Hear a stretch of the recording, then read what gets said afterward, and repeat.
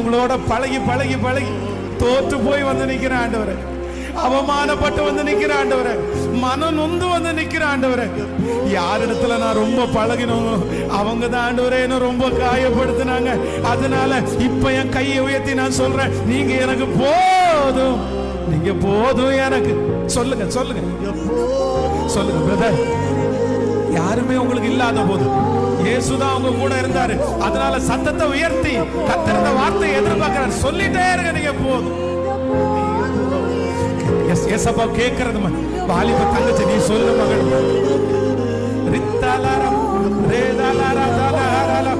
நிறைய பேருடைய எதிர்காலத்தை கர்த்தர் இப்பொழுது எழுதி கொண்டிருக்கிறத நான் பார்க்கிறேன். உங்க எதிர்காலத்தை கர்த்தர் எழுதி கொண்டிருக்கிறார். ஆகாது என்று தள்ளப்பட்ட இந்த கல் மூளைக்கு தலைக்கல்லாய் மாற போகிறது. அது கர்த்தராலே ஆக போகிறது. அது நம்முடைய கண்களுக்கு